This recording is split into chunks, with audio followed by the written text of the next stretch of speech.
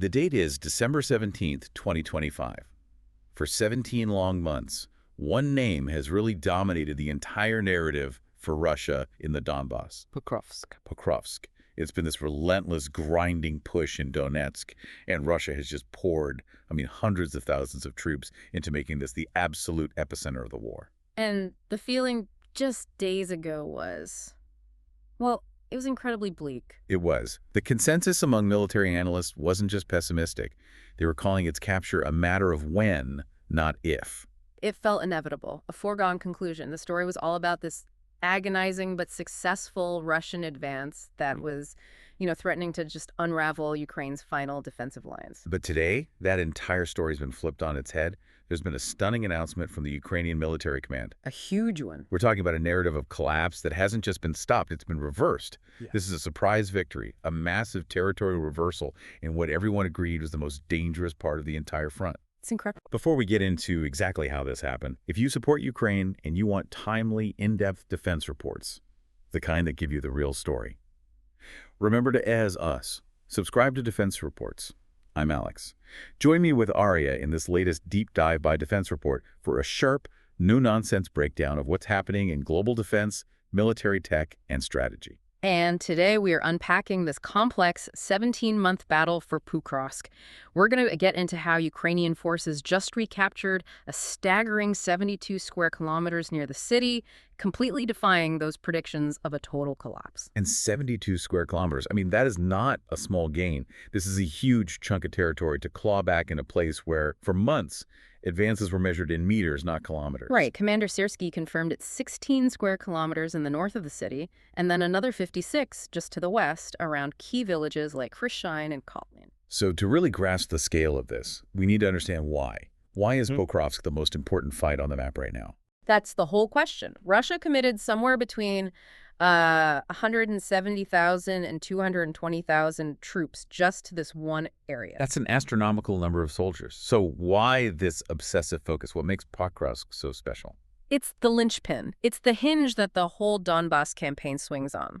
First and foremost, it's a massive logistics hub, a road and rail nexus. So supply lines. All the supply lines. It sits on multiple key highways, including the one that feeds the last big Ukrainian strongholds up north, Chasiv Yar and Kostiantynivka. Plus, it's got a major railway station. Control that, and you control everything that moves. Reinforcements, fuel, ammo, you name it. Exactly. We call them GLOCs in military terms, ground lines of communication. And controlling them is everything if you want to launch a bigger offensive deeper into the country. And it's not just about logistics, right? There's the geography. We keep hearing about these fortress cities, Sloviansk and Kramatorsk. When Pokrovsk sits on the high ground overlooking them, think of it like a natural watchtower. The perfect spot to launch drones, to spot targets. And to organize a full envelopment of those last two fortress cities. If Russia takes that high ground, defending Sloviansk and Kramatorsk becomes exponentially harder. Which explains the dire warnings we were seeing from analysts. They were basically saying this was the point of no return. Precisely. They said losing Pokrovsk meant breaching the last really fortified defensive line Ukraine had built since 2014. If that wall breaks, the fear was that the entire front line could crumble. So if it's that vital, why did it take Russia 21 months to cover just 39 kilometers since Avdiivka fell? Was the Ukrainian defense just that much tougher than anyone expected? Oh, absolutely. The defense was incredibly stubborn, but Russia was also shifting tactics. This wasn't about big tank breakthroughs. This slow, grinding pace was the result of a new innovation that was really shaping the battlefield, something called battlefield air interdiction, BAI. Okay, let's break that down. BAI. This seems to be the key to how Russia almost won and how Ukraine just turned it around. Right. So BAI in this context means using air power, in this case lots of cheap drones, to hit targets not on the front line, but in the near rear. So they're not just trying to kill the soldier in the trench. Exactly. They're trying to stop the supplies getting to the soldier in the trench. They're disrupting the flow of ammo, food, reinforcements, medical evacuations. It's about starving the defense. And they had a new piece of tech that was, well, it was a frustratingly clever way to bypass Ukraine's main defense. This is where it gets really interesting. Russia rolled out these new low-cost drones controlled by fiber optic cables. So, not radio signals. Right. Electronic warfare, or EW, works by jamming radio signals. But a fiber optic cable is a physical wire. It's like an old landline phone. You can't jam a physical cable with radio waves. So Ukraine's EW advantage was just neutralized. And this let Russian drones operate up to 40 or 50 kilometers behind the lines, deep in what should have been a safe area. And it was a very specific, coordinated campaign. It had this chilling name, the Human Safari. The human safari. It refers to how they would just hunt any moving vehicle along those critical supply highways, like the T-015 to create a massive kill zone. You hear a term like that, and it really hits home.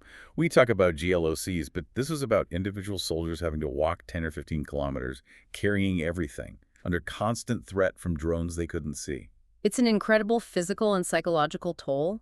It exhausted troops before they even got to the fight. And this was an organized effort. Yes, it was centralized through a special unit called the Rubicon Center. Their whole job was to degrade Ukrainian logistics. They hunted supply drones, they hunted the unmanned ground vehicles, the UGVs that were being used to evacuate the wounded. So it was less about a frontal assault and more about creating a vacuum by denying supplies. Exactly. And that vacuum made the front line porous, which allowed for the next phase, infiltration. Russia started sending in small groups on motorcycles, even golf carts, using fog or rain for cover to bypass the drone screen and set up inside Pokrovsk itself. We saw reports in October of 250 Russian troops getting into the city that way. Right, it was working. The pressure was immense. Which brings us to the timing. All of this battlefield pressure wasn't happening in a vacuum. It was deliberately engineered to line up with events at the highest political level. That's the critical link, yeah. The fighting ramped up massively in early December, which was not a coincidence. It happened right as these high-stakes peace negotiations were starting. Russia announced they had captured Pokrovsk on December 1st, which Ukraine denied, but it dominated the headlines. And then, just 2 days later, U.S. negotiators are meeting with Putin's envoy.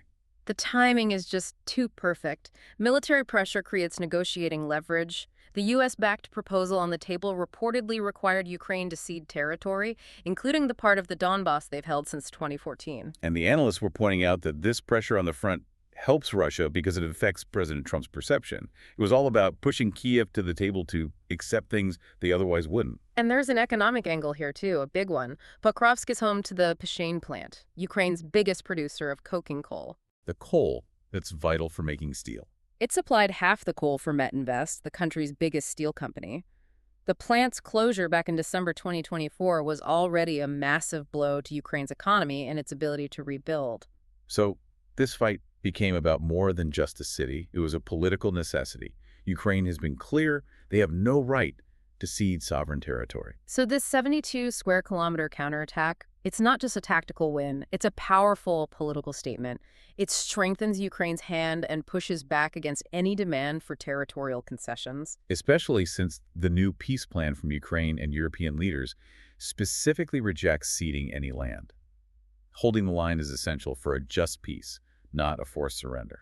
And this counterattack isn't happening in isolation. It's part of a broader Ukrainian strategy of hitting back deep in Russia's own rear. They're showing they can inflict pain far beyond the Donbass. Absolutely. We've seen these long-range strikes hitting Russian oil refineries of Thipsky or Upinsk. They're hitting Russia's energy exports, their fuel supply, and they're consistently taking out high-value military targets. Like the radar systems for their S-300s and S-400s, and even command posts for elite units. That dual strategy has a real cost for Russia. The estimates for their financial losses from these strikes since the start of 2025 are around $21.5 billion. So let's bring this all together. What's the key takeaway here? For you, trying to understand this conflict, what stands out is that even a massive, resource-heavy Russian offensive using these sophisticated new BAI tactics, well, it can be stopped. It can be contested and reversed, but Pokrovsk also revealed a huge new vulnerability for Ukraine. Their wall of drones was built for radio frequency threats. The fiber optic drones just bypassed it and crippled their logistics. So the next step is crucial. Ukraine has to find a way to defeat this Russian BAI campaign. They need to expand their own detection and interception capabilities much deeper into their own rear to protect those supply lines. And this fight really underscores how military success, especially in a brutal war of attrition like this, translates directly into political leverage.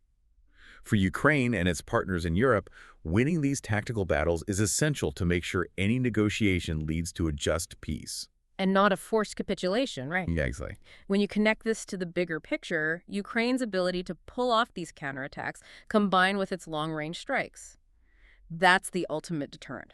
It proves that even after all this time and all these resources, Russia is nowhere near achieving its maximalist goals. Which leaves us with a really important question for you to think about. How quickly can Western allies pivot their military aid? How fast can they help Ukraine build out its own deep strike and counter BAI capabilities?